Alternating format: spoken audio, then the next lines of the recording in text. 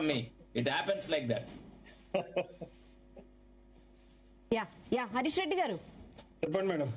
Good evening. Good evening. చెప్పండి, అసలు మీరైతే కవితకి మినిమం ఇన్ఫర్మేషన్ లేకుండానే ఇట్లా సస్పెండ్ చేసేసారని చరణ్ కౌశిక్ గారు మీ టాపిక్ తీసి మాట్లాడుతున్నారు. ఇందాక మీరు విన్నారో లేదో? నేనేమంటానంటే అండి, ఇప్పుడు కొండా సురేఖ గారి ఈ ఇష్యూ ఏదైతుందో రాష్ట్ర ప్రజలకి నయా పైసా మందం కూడా ఫాయిదా లేదు, దీంతో అవసరమే లేదు. వాళ్ళ అంతర్గత విషయం అది. వాళ్ళు కొట్టుకోవడం అనేది కాంగ్రెస్ పార్టీలో అనాది కాలం నుంచి వస్తున్నటువంటి ఒక సంస్కృతి వాళ్ళకి. అది ఒకరి కాళ్ళు ఒకరు గుంజుకోవడంలో వాళ్ళు సిద్ధాస్తులు అందరికీ తెలిసిన విషయమే. కాకపోతే మేము అడిగేది ఏంటంటే, కొండా సురేఖ గారి కూతురు కొండా సుష్మిత అన్న మాటలపై మీరు చర్చ పెట్టండి.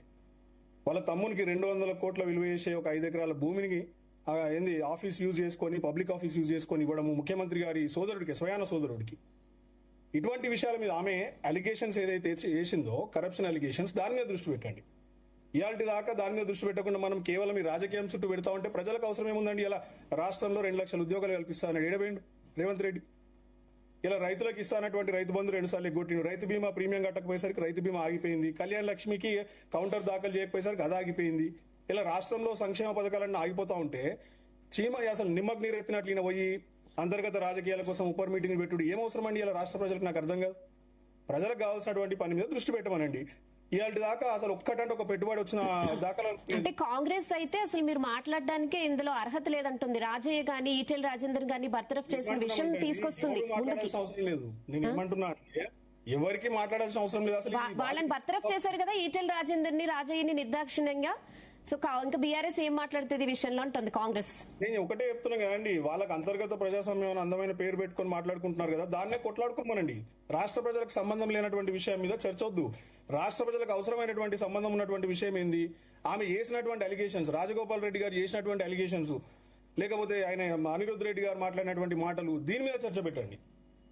ఇలా ఆంధ్ర కాంట్రాక్టర్లకి ఇలా ఇష్టం వచ్చినట్టు కాంట్రాక్టులు దక్కడం కానివ్వండి, కమిషన్లు కానివ్వండి, ఇలా అసలు ముఖ్యమైనటువంటి అతిపెద్ద విషయం ఏం జరుగుతుందండి? ఇలా రాష్ట్రంలో 22A ప్రొహిబిటెడ్ లిస్ట్ లో దాదాపు 1 కోటి ఎకరాల ల్యాండ్ ఉంది. ఇలా హైదరాబాద్ నగరంలో 55% ఆఫ్ ద ల్యాండ్స్ అన్ని దాంట్లోకి వెళ్ళిపోయినాయి. దాని మీద గురించి మాట్లాడదాం మనం. అంతే తప్ప ఈ డైవర్షన్ టాక్టిక్స్ ఇవన్నీ కూడా రాష్ట్రంలో ఉన్నటువంటి ప్రధాన సమస్యల నుంచి దృష్టి మరల్చేందుకు రేవంత్ రెడ్డి అండ్ కో, ఆయనకున్నటువంటి మంత్రివర్గ బృందం కానివ్వండి, ఎమ్మెల్యేలు కానీ పన్నినటువంటి ఒక పన్నాగం తప్ప ప్రజలకు ఏమొచ్చిందండి? సార్, అందులో భాగంగా సీఎం నే తిట్టించుకుంటారంటారా? నేను ఏమంటున్నా అంటే, నిజంగా వాళ్ళకి దమ్ము ధైర్యం ఉంటే, ఆయన సీఎం కి ఏం పవర్ ఉందండి? ఒక సీఎం ని అంటే మరి ఆయన్ని తిట్టించుకోరు కదా. నేను ఏమంటున్నా, సీఎం కి నిజంగా అంత పవరే ఉంటే వాళ్ళ పార్టీలో సస్పెండ్ చేసి పారేయండి ఫస్ట్. ఇప్పుడు ఒక్క ఆమెనే కాదు, రాజగోపాల్ రెడ్డి గారిని సస్పెండ్ చేయండి, లేకపోతే అనిరుద్ధ్ రెడ్డి గారిని సస్పెండ్ చేయండి. ఇలా కొండా సురేఖ గారిని ఇలా కాదండి, ఒక మహిళా యాక్ట్రెస్ మీద చిల్లర వ్యాఖ్యలు చేసిన రోజే సస్పెండ్ చేయాలి. అదే చెప్తున్నా, ఒక డిగ్నిటీ ఇవ్వకుండా ఒక మహిళకు, సాటి మహిళకు, ఒక మహిళా మంత్రి అయి ఉండి ఇష్టం వచ్చినట్టు మాట్లాడి ఆమె మొత్తం లెన్స్ పెట్టుకొని చూసినట్టు చిల్లర మాటలు మాట్లాడిన రోజు సస్పెండ్ చేయాల్సింది. అందుకే ఇలా వాళ్ళు ఏంటంటే రెచ్చిపోతున్నారు, మమ్మల్ని ఎవ్వరు ఏం మీకెటోళ్ళు అని చెప్పేసి వాళ్ళకు ఒక భావన వచ్చింది ఆ కుటుంబానికి, కొండా మురళి గారి కుటుంబానికి. నిజంగా వీళ్ళకి చేతనైతే సస్పెండ్ చేయమన్నారు అందరినీ. ఎవరెవరైతే ఉల్టాగా మాట్లాడుతున్నారో సస్పెండ్ చేయమన్నారు. షోకాజ్ నోటీస్ ఇచ్చేస్తే అయిపోయినా. ఇంకోటి ఏంటంటే, రాష్ట్ర ప్రజల మీద ఇటువంటి చౌకబారు కామెంట్స్ తోని డైవర్షన్ టాక్టిక్స్ అనేది వద్దు, వాళ్ళు చేయొద్దు. నిజంగా కొండా సుస్మిత నిజంగా ఆమె నోట్ల నుంచి వచ్చిన మాటనా అండి అది? కొండా సురేఖ గారు అనిపించకపోతే ఆమె నోట్ల నుంచి వచ్చిన మాటనా అది? ఆమె ఏందనంటే, ఆమె బిడ్డను ఉపయోగించుకొని తన లోపల ఉన్నటువంటి అక్కసంతా బయట పెడుతున్నది. అంతే తప్ప ఇలా ఆమె స్వతహాగా ఆమె మనం పార్టీకి సభ్యత్వం లేదు, ఆమె మెంబర్షిప్ లేదు, మాట్లాడడానికి ఏముంది ఆమెకు రైట్ అక్కడ పార్టీలో? కొన్ని ముఖ్యమంత్రి గారి మీద అన్ని అంతంత పెద్ద అలిగేషన్స్ వేసారు కదా, వాళ్ళకు ఉన్నటువంటి 14-15 మంది మంత్రులు, సహచర మంత్రులు ఒక్కరైనా కనీసం ఆయన డిఫెండ్ చేశారు ముఖ్యమంత్రి గారిని? లండన్ నుంచి వచ్చేదాకా ఇయాల్టి దాకా ఒక్క మంత్రిని ఇలా ప్రెస్ మీట్ పెట్టి ముఖ్యమంత్రి మీద అట్లాంటి మాటలు మాట్లాడొద్దని చెప్పేసి పొన్న ప్రభాకర్ గారు, శ్రీధర్ బాబు గారు, ఉత్తమ్ గారు ఎవరైనా మాట్లాడిరా? అంటే ఆయనకు ఉన్నటువంటి పరపతి, ఆయన ముఖ్యమంత్రి లాగా ఫస్ట్ ఆఫ్ ఆల్ వాళ్ళే రెస్పెక్ట్ ఇస్తలేరు. వాళ్ళే ఒకరి కాళ్ళు ఒకరు గుంజుకోవడానికి సిద్ధమైన. ఇలా గతంలో ఇదే పార్టీలో వైఎస్ రాజశేఖర రెడ్డి గారు ఉన్నప్పుడు ఎట్లుంటుండే పార్టీ వాళ్ళది? ఒక్కరైనా గీత దాటేటోళ్ళ వాళ్ళు? వాస్తవానికి ఏంది, 4 పార్టీలు దారి 4 సిద్ధాంతాలతో పనిచేసి యూనిటీ లేదు వాళ్ళలో వాళ్ళకే. అదే చెప్తున్నా అండి, 4 పార్టీలు దాటి 4 పార్టీల సంస్కృతి అలవాటైంది కాబట్టి నేను ఎవరు దేకరు. కాంగ్రెస్ అసలు కాంగ్రెస్ కాదు కదా ఇది, పచ్చ కాంగ్రెస్ కదా ఇది, టీడీపీ నుంచి వచ్చిన కాంగ్రెస్ కదా. అసలు కాంగ్రెస్ వాళ్ళకు మండుతుంది లోపల. అదే మేడం, ఇంకొక మాట మేడం, దయచేసి ఒకటి నిష్పక్షపాతంగా మనం ఒక విషయం ఆలోచించాలి.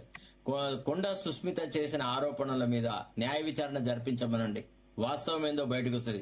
తెలంగాణ ప్రజల ఇంట్రెస్ట్లను కాపాడడంలో రాష్ట్ర ముఖ్యమంత్రి ఏ మేరకు కృషి చేస్తున్నాడు, రాష్ట్ర ముఖ్యమంత్రి కుటుంబం ఈ రాష్ట్రాన్ని ఎట్లా దోచుకుంటుంది అనే దాని మీద ఒక జ్యుడిషియల్ ఎంక్వైరీ వేయమనండి.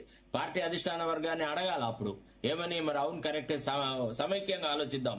వచ్చిన ఆరోపణల్లో ఎంతవరకు వాస్తవం ఉంది, దీని ప్రభావం ప్రజల మీద ఏ రకంగా పడుతుంది, పార్టీ మీద ఏ రకంగా పడుతుంది, ముఖ్యమంత్రి కుటుంబ సభ్యుల యొక్క అవినీతి మీదనే ఒక న్యాయ విచారణ జరిపితే వాస్తవం ఏందో బయటకు వస్తుంది. అప్పుడు ఎవరు మాట్లాడతారు, ఎవరికి మాట్లాడే సత్తా సామర్థ్యం ఉందని చూస్తాం. రెండోది, ప్రభుత్వ భూములను అప్పనంగా అమ్మి పారేస్తున్నారు, కారు చౌకగా భూముల్ని అప్పగిస్తున్నారు. గతంలో పిసిసి అధ్యక్షుడిగా ఉండగా ఆయన మాట్లాడిన మాటలేంది, ఈనాడు చేస్తున్న పనేంది, టోటల్లీ విరుద్ధంగా వ్యవహారాలు చేస్తున్నాడు కదా. ఆయన ఆనాడు ఏమన్నాడు, రిటైర్డ్ ఆఫీసర్లకి ఎందుకు ఇవ్వాలని బీహారీ ఆఫీసర్లని నానా దుర్భాషలు ఆడినాడు. ఇవాళ రిటైర్ అయిన ప్రతి వ్యక్తికి మళ్ళీ ప్రాధాన్యత అంశాలలో కూడా వాళ్లకు ముఖ్యమైన స్థానాలు కల్పించి అసలు కొన్ని డిపార్ట్మెంట్లలో వ్యక్తుల ఎదుగుదలనే ఆపారేసినారు. చెప్పండి నాకు, ఏ రకంగా రామకృష్ణారావు వల్ల రాష్ట్ర ప్రయోజనాలున్నాయి, ఏ రకంగా మనకు శివధర్ రెడ్డిని అపాయింట్ చేయడం వల్ల వచ్చింది, ఎక్కడ ఇట్లాంటి అంటే లేటరల్ అపాయింట్మెంట్స్ లో ఏదైనా సోషల్ జస్టిస్ ఉందా? ఒక బీసీకి ఎవరికన్నా ఒక అవకాశం దొరికిందా? అప్పుడు అక్కడ చెన్నారెడ్డి గారికి టికెట్ ఇవ్వలేకపోతే ఆయనకు సముచితమైన గౌరవంతో పార్టీకి ప్రణాళిక సంఘం ఉపాధ్యక్ష పదవి ఇచ్చినారు. అట్లనే బీసీలకు సీట్ ఇవ్వకపోతే మరి కొండ మురళికి కూడా ఏదైనా ఒక పోస్ట్ ఇచ్చేది ఉండే. మేము అది ఇవ్వలేకపోయినాం, ఇది ఇచ్చినాం నీకు అని వాళ్ళ చెన్నారెడ్డి మీద మాట్లాడుతున్నారు కదా. నీకు మా ఎమ్మెల్యే టికెట్ ఇవ్వకపోయినా నీకు క్యాబినెట్ హోదా ఉన్నటువంటి పదవిని మేము కట్టబెట్టామన్నారు కదా. మరి ఆ గౌరవం ఎందుకు కొండా మురళికి ఇవ్వలేకపోయినారు? ఆ ప్రశ్నలు కూడా వేయాలి కదా. నువ్వు ఎక్కడ మాట కట్టుబడి ఉంటావా, లేదా సిద్ధాంతానికి కట్టుబడి ఉంటావా, ఎన్నికల ప్రణాళికను అమలు చేస్తావా, లేదా అవినీతి లేని ప్రభుత్వం మాది అని నిరూపించడానికి కృషి చేస్తావా? చలో ఎంక్వైరీ పెట్టమనండి, జ్యుడిషియల్ ఎంక్వైరీ పెట్టమనండి. ముఖ్యమంత్రి కుటుంబ సభ్యులు ఈ రాష్ట్ర సంపదను ఎట్లా దోచుకుంటున్నారు అనే దాని మీద ఒక సిబిసిఐడితోనో లేకపోతే ఒక రిటైర్డ్ జ్యుడిషియల్ ఆఫీసర్తోనో జడ్జితోనో పెట్టమనండి జ్యుడిషియల్ ఎంక్వైరీ. అప్పుడు తెలుస్తుంది వాస్తవం, రాష్ట్రాన్ని ఎట్లా నంచుకు తింటున్నారనే. ఓకే, యా చరణ్ కౌశిక్ గారు.